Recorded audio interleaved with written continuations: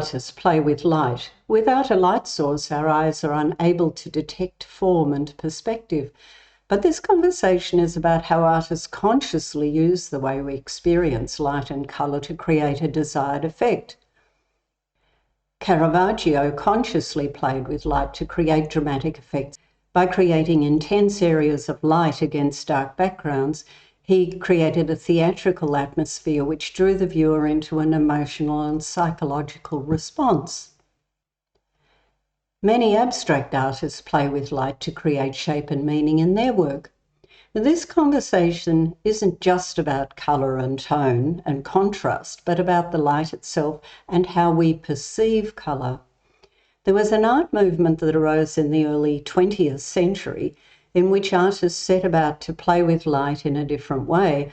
Rather than using tonal effects to create a sense of realism, those artists consciously explored the way in which we perceive colour and light by breaking it down into its component parts. So instead, for instance, of mixing colours on the palette, they explored the idea of applying the pigments directly to the canvas, often without mixing them first, and often using complementary colours in shaded areas rather than darker tonal values, in an effort to create atmosphere and capture a sense of the ambient light at any given time of day and in different seasons.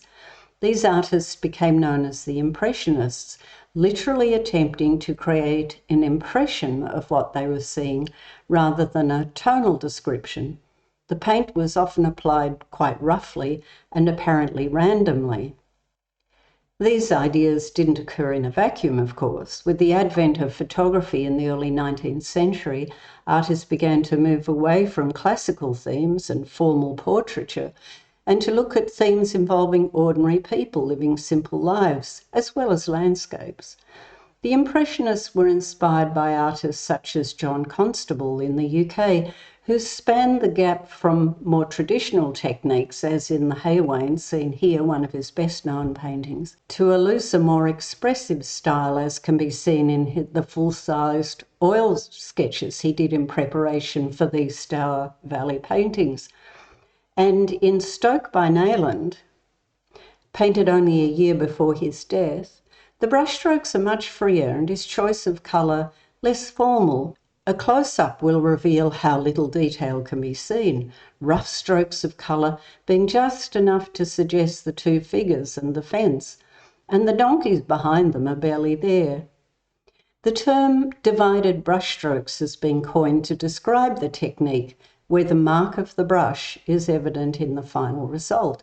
In other words, where the tones are not blended to create a smooth transition from one area to the other, but it's simply implied. There were many artists playing with these ideas before the Impressionists became known as a group. Artists such as Eugène Boudin and Johann Jonkind, Jean-Baptiste Camille Corot, among many others, were painting in a new, freer style, often outdoors, which was a favourite pastime of the Impressionists, who wanted to capture the changing quality of light by breaking it up into its component parts, by placing, for instance, yellow and blue pigments adjacent to one another to produce a green effect when viewed from a distance. And the work of J.M.W. Turner is not to be overlooked, although his most iconic works were created in the studio. But his long, languorous, divided brushstrokes, breaking up the light into swirls of subtle tones and unmatched by any other artist in originality, certainly had a profound effect on his contemporaries, especially in the UK. But we are going to look at the French Impressionists because they were a specific group. We'll take a look at several Impressionists who played with this divided brushstroke idea: Alfred Sisley, Claude Monet, Mary Cassatt and Georges Seurat. I think rather than being an affectation, it was probably more of a necessity outdoors, since the light changes quickly and the paint needs to be applied hastily in order to capture a particular moment in time. Monet even created many versions of several subjects at different times of the day and seasons to explore those changing light conditions. These new ideas were rejected by the establishment, by academia at the time, of course, but eventually it became an accepted technique, repeated by many artists since, especially when outdoor painting. But it was all experimental at the time. There was no academically defined technique, so each of them developed their own particular approach. In A Turn in the Road by Alfred Sisley, you can see that he used quite an oily painting medium, which enabled him to apply short, luscious strokes, apparently built up in layers. This is obvious in the trees to the right. And the colours are fairly close to the way they'd be perceived in nature. It's not a huge canvas, roughly 54 by 64 centimetres, so he could have completed it in 2 or 3 hours and maybe even touched it up in the studio. A close-up of the trees reveals short strokes of colour lacking detail, just randomly placed patches of greens and shades of greens, and the cart is barely there. It's just a few broad brush strokes to indicate the tray, a few vertical strokes for the wheels, and it's only the blobs that are the hats of the figures that actually define them. It looks to me as though he in fact mixed the colours on the palette before applying them, whereas in Rocks at Port Gouffre, Claude Monet's brushstrokes are broader and roughly formed, and his choice of pigments appear more random. He may not have done any prior mixing, he just may have picked up whatever paint happened to be on the palette at the time. And I don't think he used a medium, since the paint in close-up looks to have been quite dry.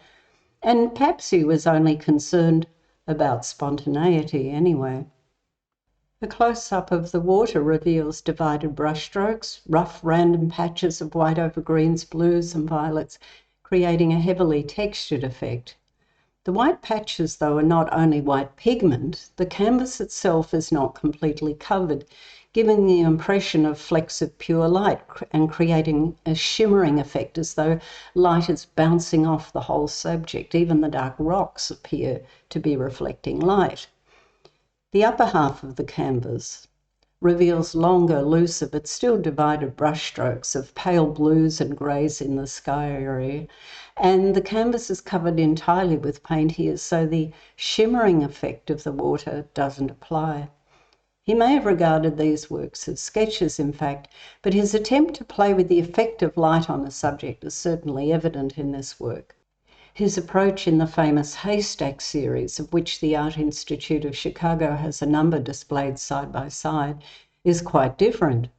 The technique here is more refined, the colours much more subtle and considered. Only he himself could tell us why, but perhaps the conditions of the coast are rougher, so subtlety is more difficult to achieve. I'll show you 4 of these haystacks. There are many more, of course, but this one is obviously towards the end of summer, going into fall. It's supposed to be a frosty morning, so the grass, which at that time of year would be a dark green, is a very pale colour, so we have the effect of the frost paling the colour down. The colours are very intense, early morning. I wouldn't have thought they were early morning colours, but that's what it's called. You wouldn't have frost in the evening, probably. You can see the lovely complementary effect between the green of the grass and the reds in the haystacks. It's actually quite a very satisfying one, this one. Some of them were sketchier. This is a late evening with a snow effect, it was titled apparently. And here you can see, we perceive snow as being white, and so we have the reddish yellow of the late evening sky being reflected directly off the snow. So all of the colours of the light of the sky are being reflected in the snow. This one also is in snow, but it's not a snow effect. It's very obvious it is. And a much simpler painting, but again, the colours are delicious. And it's obviously a cool winter day, around midday perhaps. The light is coolish, but with a little bit of yellow in it. And if you look at the shadow, I mentioned complementary colours before. The shadow has a definite mauvish tint which is the complement to yellow, and it really brightens up the painting and brings it to life. And the fourth one I'm showing you is also late afternoon. It looks as if it may also be the end of a summer. It has a slightly hazy feel to it. And again, the divided brushstrokes are obvious. And the shadow of the haystacks. In the other painting, it was a mauvey colour. Here it's tending more towards greens and blues, which is the complement of reds to yellows. So always conscious of the complementary shadows. Mary Cassatt was an American artist and isn't usually included in conversations about the Impressionists, but she lived much of her life in Paris, where she exhibited with them and befriended a number of them, including Edgar Degas, most famous for his drawings and paintings of ballerinas. Her works range from a more conventional style, as in After the Bullfight, to the more delicately etched long parallel strokes of colours in this pastel drawing Sleepy Camille, although here she slips occasionally into more tonal areas, as in the woman's hair. Although the Matador looks to be more traditional, or what one might say is traditional in style, a close-up reveals that in fact it's loosely rendered and the decoration on his jacket lacks real detail, even though from a distance it looks highly decorative. The Matador's face is also loosely rendered compared to the face, say, of Caravaggio's Bacchus.